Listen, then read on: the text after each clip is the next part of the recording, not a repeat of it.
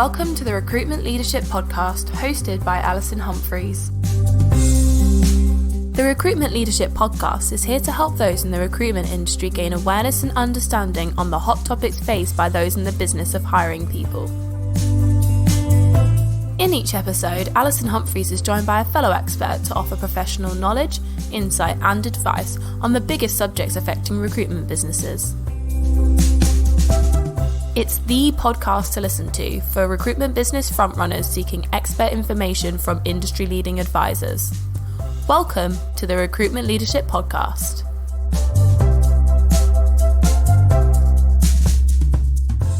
Welcome to the Recruitment Leadership Podcast. I'm delighted to be joined by Brian Johnson, who is the Managing Director of Forward Role Recruitment.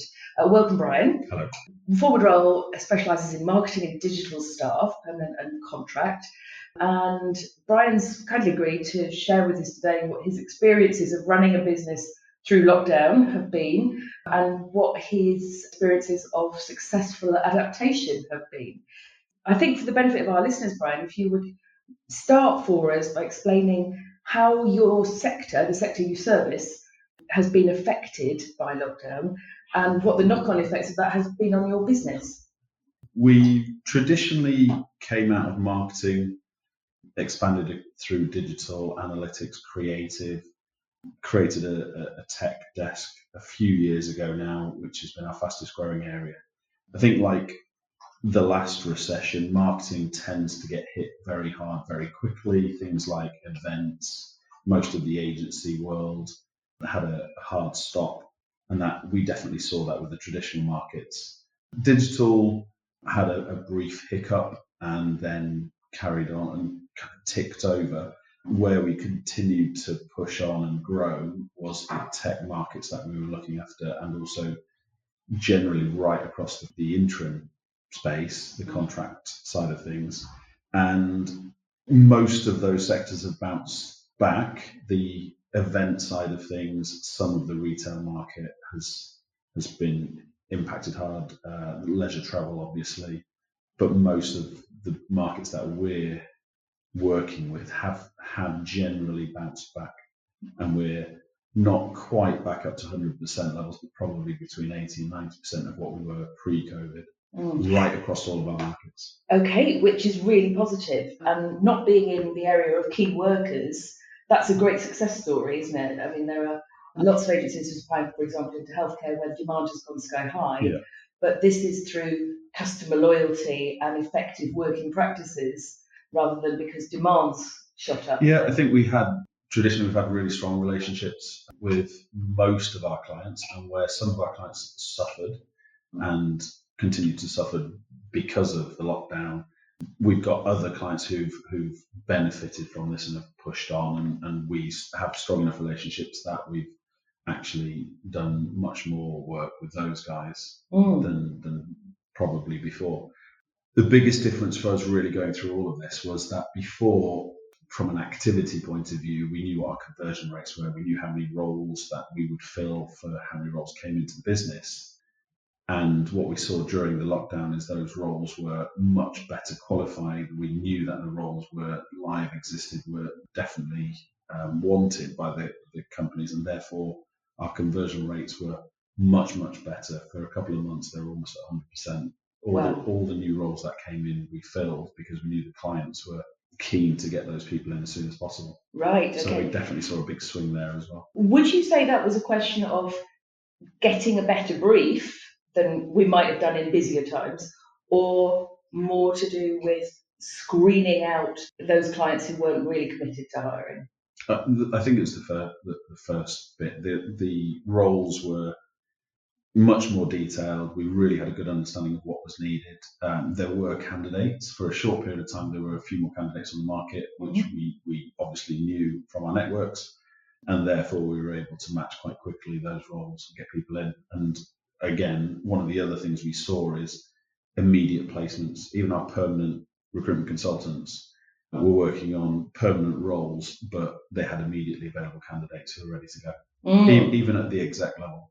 Myself and Steve, working in the exec space, both placed positions during the last 6 months with immediately available candidates. Wow. Okay, that's great. Now, you mentioned the really important contribution that your interim offering had made. Yeah. What proportion of your business was coming, let's say in net fee income terms, roughly, was coming from interim pre-lockdown, and has that shifted at all? Yeah, so we were 80-20 by the end of March, and historically growing slowly on the contract side. We're now 70-30. At one stage during the April, May, the hardest part of the whole period, we were almost 50-50, but perm has bounced back. Contract it's double what it was at the beginning of the year and probably 40% up since the end of March, and with the same people. So it's not like we've hired heavily into that area. Well, we have now, but we didn't during the period. Right, so a like for like then. That's really impressive. Now, before any of us had ever heard of COVID, I know, because I was somewhat involved in it, that you guys actually had a crisis plan. For our listeners, can you just explain why you did that when you did it, and was it of any practical use when COVID came along? Yeah, I mean, a mixture of having you as our NED and always talking about preparing for the bad times, and also myself having been through the last recession and also thinking, we came into this year thinking that there may be a recession looming. And I know it's great to look at it in hindsight. A lot of our competitors hired heavily in Jan and Feb this year, and we didn't. We hired a couple of key people, and we had gone through an exercise through Q1 of really looking at all of our costs. We had the benefit, our financial years is the calendar year, and we looked at all the ratios and realised we were spending quite a bit on our marketing, quite a bit on the support side of things, and so we just had a really good idea of where we were, and it was working. So when all of this happened, we were able to instigate the plan quite quickly, and almost the week where lockdown was announced before the furlough announcement was made on the Friday, those 5 days we pretty much went through phase one, which was looking very heavily at all of our different costs, having a look at what worst case scenario would be, and also having a plan with how long we could sustain this. This was pre-furlough announcement, and what we would need to do to come out of it. And it was a really worst case scenario. And some of the decisions we made on that Monday were tough. Obviously, I said we hired a couple of people. Fortunately, we had to let those guys go. We had a couple of guys who we thought didn't have the business development skills to come out of a really tough recession. As it was, the furlough was announced, so we brought those 4 guys back in just on the furlough thing, which is, I know, perfectly legitimate. Yeah, which we thought it was good for those guys, and there was the possibility if we really bounced out. As it was, we kept those guys stayed on furlough until they all found jobs, which is great. And then we made the decision to furlough the markets that had automatically been hit. April was our worst month from boarded revenue, and we knew which markets got hit. So like I said, traditional markets around marketing, B2B, and some of the agency world, and the rest of it we kind of just waited to see, and we played it with an absolute straight bat. If the activity levels were there and there were still roles to work on, we didn't put those people into furlough. So 37 people in the business, lost 4, 33 left. We kept 19 all the way through the process. So we furloughed. We didn't. At one point, we were going to furlough the vast majority of the business, but we didn't. So the whole of the tech team remained working all the way through, the contract team, somebody in marketing, somebody in agency, somebody in digital, the exec team in its entirety, and yeah, we kept those numbers all the way through. And I know you did a really excellent job at implementing things responsibly and quickly, because with some sort of plan, the decisions have already been made, haven't they?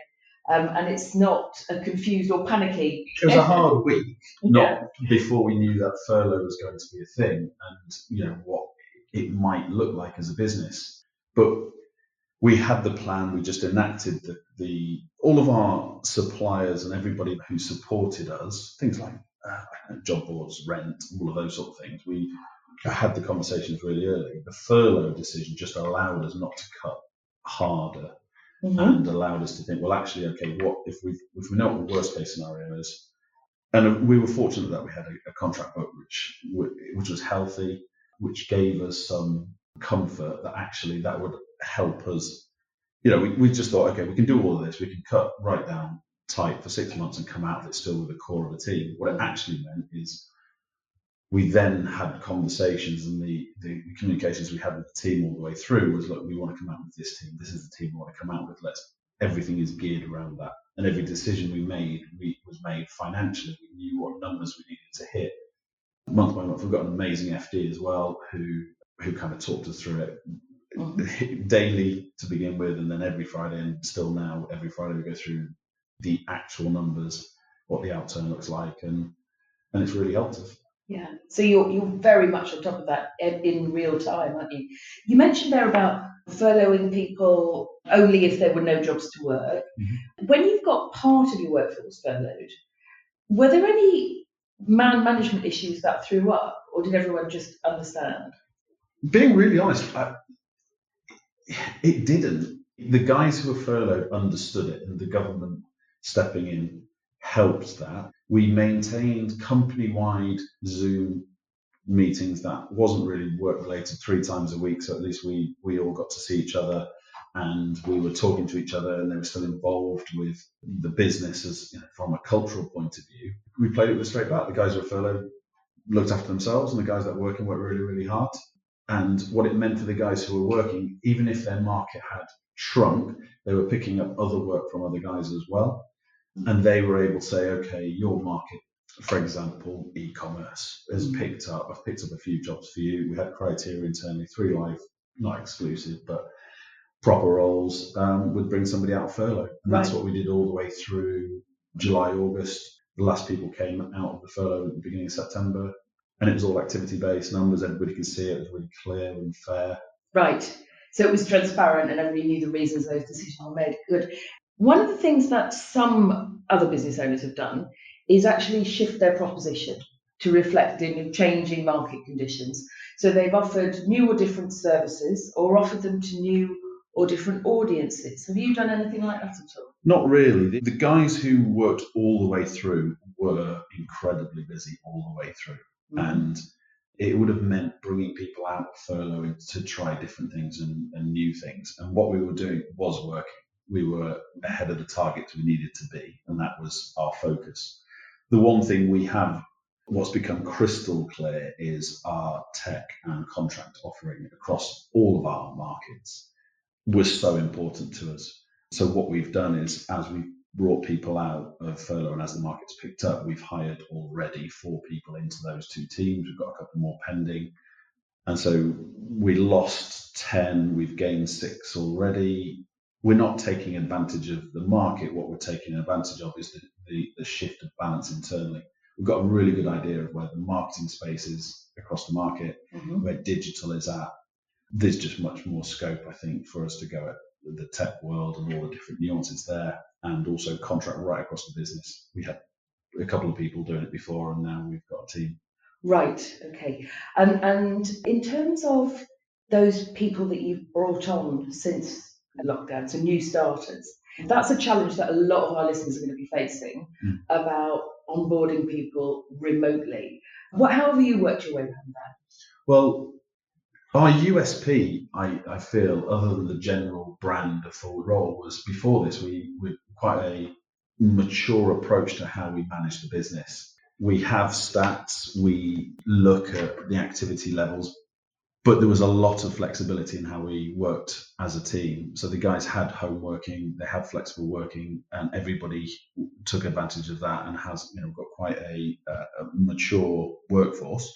So when lockdown happened, it wasn't a shock for most people. It just meant more time at home, and everybody was ready to go and prepared for that. And everybody already had the right IT set up. It wasn't unusual. And so what that's meant is actually coming out of it now, the people we've hired are experienced recruiters. We don't have any grad rookies or anything. There's a couple more who are slightly less experienced, but they've got strong managers. And at the minute, the office is open 3 days a week, but it's still voluntary. And the only requirement we've got is the new starters are in with their managers at the minute, a couple of times a week, but that's it. So I think we've shown we're fully capable of doing our job and doing it better than we've ever done it before, working from home. Our culture is strong enough, the communications, the messaging right across the business is strong enough that everybody who has done this and worked through it, they're all way beyond the targets that we'd already set. and they've reacted well to the market. So yeah, I have no complaints. I think we will continue to offer this flexibility. I think there will come a time when we need to hire more junior people where they'll need to be in the office more, but I think we've found a balance. Right, that's phenomenal that they're actually done better than before, which is really fantastic. I don't know if we were doing something wrong before.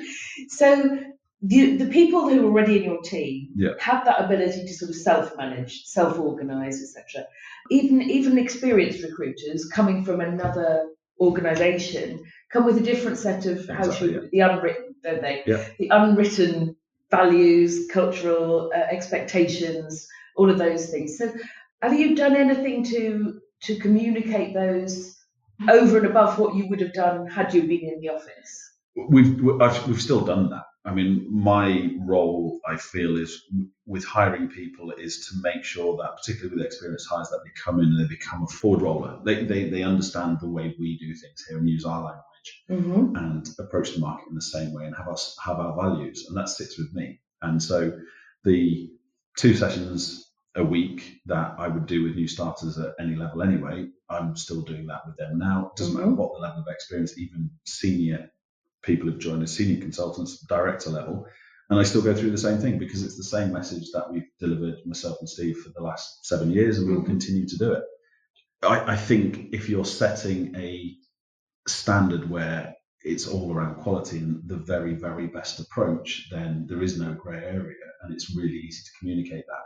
And actually, people coming in, it's great to be able to tell them that actually this is an opportunity to just do recruitment absolutely the right way. It's a much longer term approach. It's about relationships. And I think it's always really welcome from consultants who we've hired who've come from other businesses where maybe they've not had that message.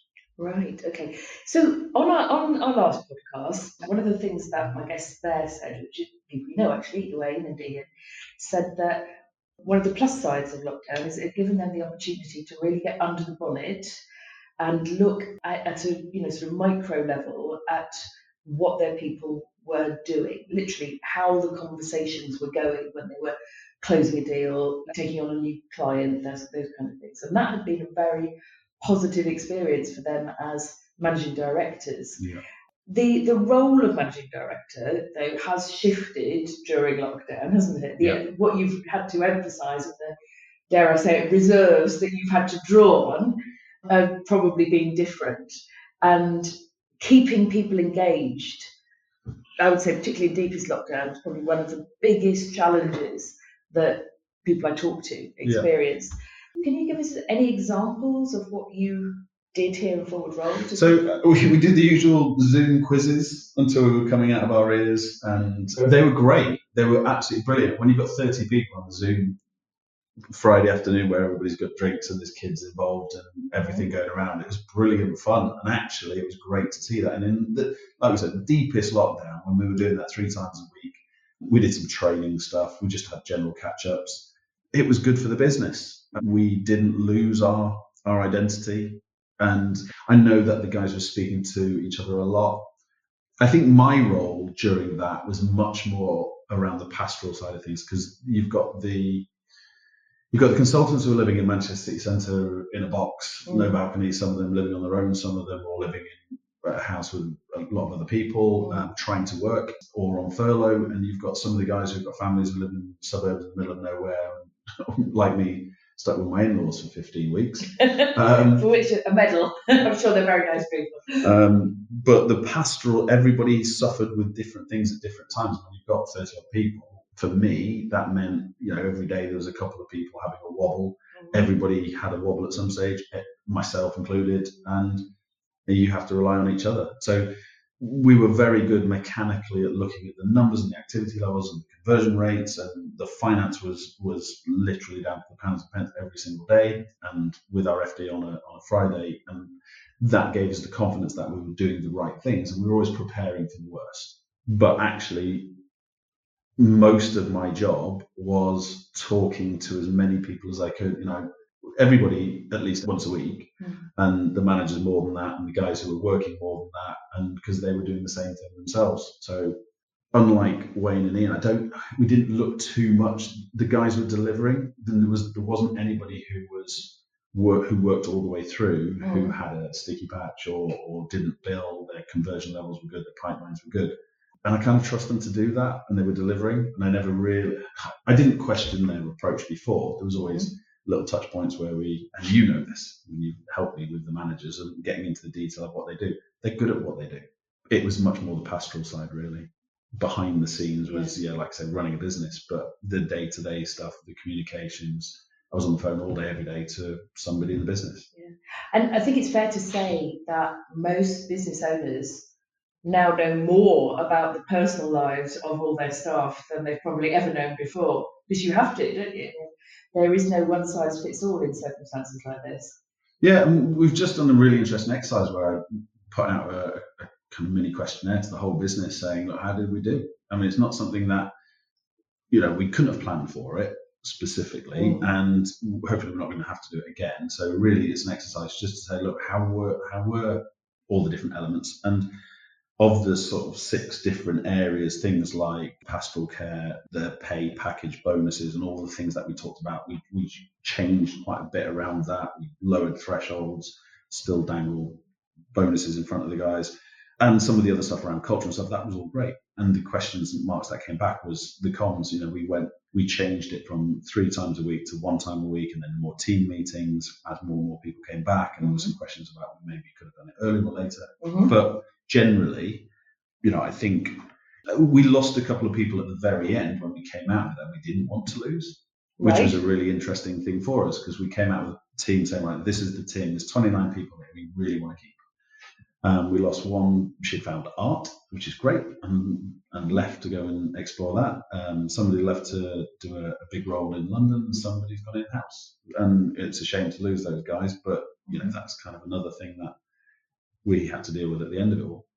So interesting. Okay. So was there anything that you considered or piloted or tried out during these 7 months that didn't work, that you can identify? And if so, why? It sounds really bad. We didn't try anything. We didn't want to try and create something or go away from our core values or what we're good at. We just thought, let's really focus on relationships. And that's all we did. So we didn't try and productize our offering. We didn't try and offer anything around. I mean, we've always done outplacement. We've always done interview help. We didn't try and monetize that. We did that with a few of our clients who had let considerable people go. We spent a lot of time talking to them. I spent a lot of time talking to people about their CVs and interview techniques. And again, I know some of our competitors in the market did that, and they may have continued that coming out of it. It may become a new thing, but we've got strong relationships with most of our clients, and we try and find them talent. And we just focused on that, and that's where we're focusing now. Right. So nothing in particular that you can point to that was new that you tried. So of all the things that you've experienced during lockdown, what do you hope will last in the business? It's almost a shame that everybody now understands that flexible working from home is an amazing thing. And the loyalty you get, the people perform brilliantly, they don't have to do the commute. And as long as there is trust and transparency, then it can really work. And almost everybody now realizes that is a thing. I know people are talking about flexible working as the new norm. Well, we've always had it. So I hope it stays, and it's always been a draw for our business. I like the fact that now video interviewing is accepted more than it was before. Yes. I think it's, you can build relationships. You can have long, detailed conversations with people on a Zoom call. You can do it with multiple people. You don't lose the nuance. I think there's been some funny anecdotes of all the different things that have gone on, but it works. Yeah, I think it's that. I think the fact that we've now got a more flexible approach to just doing what we're doing. Everybody has now had enough of all of this. We just want to crack on and build our careers, work and succeed in the companies that we're working for, and hope that they succeed so that we can all do it together. And this more open, transparent way of working, hopefully, is the way ahead for everybody. Okay, great. So we're recording this in your empty office, in an empty Manchester in October. And today we were kind of expecting to be put into tier 3 lockdown measures in Manchester. We're still waiting for an announcement. So there's no way that we're through this yet. But from everything you've said, Brian, it does sound as if you have ridden that storm really well, but also got an established method of working now. I will always regret losing the guys that we let go and also left us. And that may or may not have happened if this hadn't happened, but that they, we'd hired them for a reason, they were good for a reason, and they were part of our growth. And we've actually lost, unfortunately, some of the more junior people in our business. We're now quite a senior business, more top heavy, and we do need to, as soon as possible, get some young blood into the business to maintain the culture that we had before. Quite a close-knit bunch, with a great office environment, and at the minute now we've got as well more experienced people all working from home. And I think that's something that I'll always think about. We've lost an opportunity with a couple of those guys, and we've just got to go out and do it again. And hopefully the people we've just hired, the people that we're going to look to hire in the new year, will add that fresh blood and new enthusiasm and ambition to the business, which is what we need. Great. So finally then, any other plans that you could share with us for next year? Or I just think the biggest thing we need to do is take advantage of how well the guys have done this year. We're in a position now where we can invest in the vision that we've got as a business. Our strategic goals was always to expand our London offering, our tech offering, and our contracts offering, and we can do that. We're pretty well established in traditional marketing and digital and everything that hangs on to that. And the guys who are in those desks are doing really, really well. So now the big plan for us next year is to go again. And we've never done it in a silly way. We've always been pretty cautious and risk averse, but we can afford to actually hire well and hopefully get people on board who are like-minded and want to succeed with us. Okay, lovely. So Brian, congratulations to you and your team on how well you've got through all of this. Anyone who's listening who might be interested in talking to Brian about a career at Forward Roll, contact you via your email? Yeah, Brian at forwardroll.com or forwardroll.com on the website. Okay, all right. Thank you very much for being my guest today, Brian. Right. This is Alison Humphreys of Recruitment Leadership.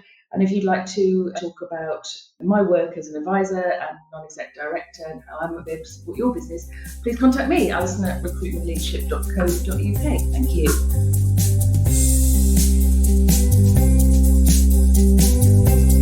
You've been listening to the Recruitment Leadership Podcast. If you enjoyed our podcast, please subscribe, review and share so that others can find the podcast too. We really appreciate your support. If you have any questions about the topics covered or wish to find out more about recruitment leadership, please email alison@recruitmentleadership.co.uk, referencing the podcast. We're also on LinkedIn, where you can follow Recruitment Leadership and connect with Alison Humphreys. Thank you for listening, and we hope you join us next time for another episode of the Recruitment Leadership Podcast.